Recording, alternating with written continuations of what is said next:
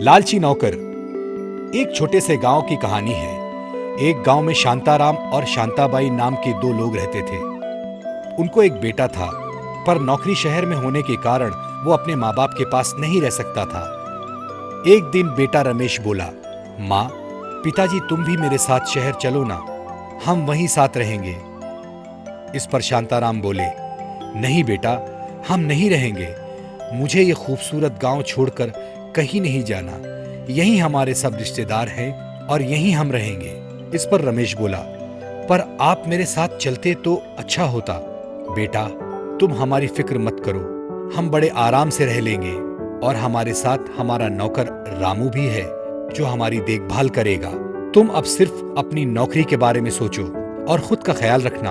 हमारा आशीर्वाद तुम्हारे साथ सदैव रहेगा। ये सुनते ही रमेश अपने माँ बाप का आशीर्वाद लेकर शहर की ओर चला गया। अब घर में शांताराम और शांताबाई अकेले रहते थे और साथ में उनका नौकर रामू। रामू घर का सारा काम करता था, जैसे साफ सफाई, पानी भरना, खाना पकाना इत्यादि। रामू कई वर्षों से उनके पास काम कर रहा था, इसलिए शांताराम और शांताबाई उस पर पूरा विश्वास करते थे। रामू दोनों की बड़ी सेवा करता था और फिर अपने घर चला जाता था। घर जाने के बाद रामू की पत्नी कहती, आजकल तुम्हें आने में बड़ी देर हो रही है। क्या करूं भगवान, आजकल घर का काम पूरा मुझे ही करना पड़ रहा है। उनका बेटा नौकरी के लिए शहर चला गया, अब दोनों बेचारे अकेले हैं। इस पर रामू की पत्नी झट से बोली, अकेले मतलब बिल्कुल अकेले? रामू बोला, जी हाँ, सच में अकेले। रामू की पत्नी आगे बोली, अगर वो अकेले हैं तो कुछ अच्छे अच्छे पकवान बनवा कर लाओ, उन्हें क्या पता चलेगा। बहुत दिन हो गए अच्छा खाना खाए। इस पर रामू बोला, ठीक है भगवान, कल जरूर लाता हूँ। अगले दिन रामू काम पर गया, घर का सारा काम किया और अंत में अपनी पत्नी के लिए चोरी छुपे अच्छे व्यंजन बनाए और घर ले आया। फिर ये सिलसिला चलता रहा। देखते ही देखते रामू की पत्नी की लालच बढ़ती गई। उसने खाने के अलावा घर की चीजें चुराने का आश्वासन दिया। फिर एक दिन रामू ने चुपके से चम्मच चुराया और दूसरे दिन लोटा चुराया और तीसरे दिन कोई और बर्तन, और ये सिलसिला कुछ दिनों तक यूं ही चलता रहा। एक दिन शांताराम रोज के काम से घर वापस आए और अपना लोटा ढूंढने लगे। रामू, अरे वो लोटा कहाँ रखा? रामू ने जवाब दिया, मालिक यहीं कहीं होगा। शांताराम ने बहुत ढूंढा, उन्हें लोटा कहीं नहीं मिला।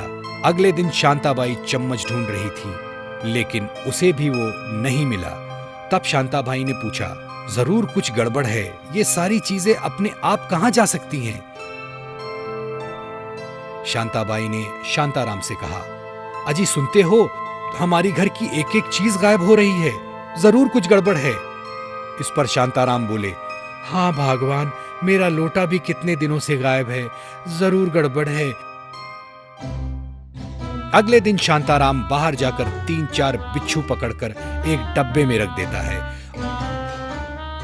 और डब्बे को घर के अंदर ले आता है और रामू को देखकर कहता है, रामू, ये डब्बा मेरे पलंग के सिरहाने रख दे, इसमें सोने के जेवर है। कल डब्बे को बैंक ले जाकर जमा कर देना है, आज के दिन संभालना पड़ेगा।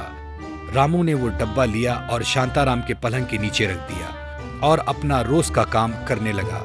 लेकिन काम करते समय ध्यान सिर्फ उस डब्बे पर था। जैसे ही दोपहर का खाना खाने के बाद शांताराम और शांताबाई सोने के लिए तैयार हुए, लालची रामू उस डब्बे की ओर बढ़ा और उसे खोला तो उसमें से 3 बिच्छू बाहर आए।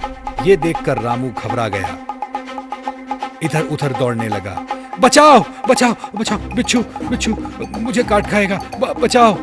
शोर से शांताराम और उसकी पत्नी जाग गए और उन्होंने बिच्छुओं को डब्बे में बंद कर दिया।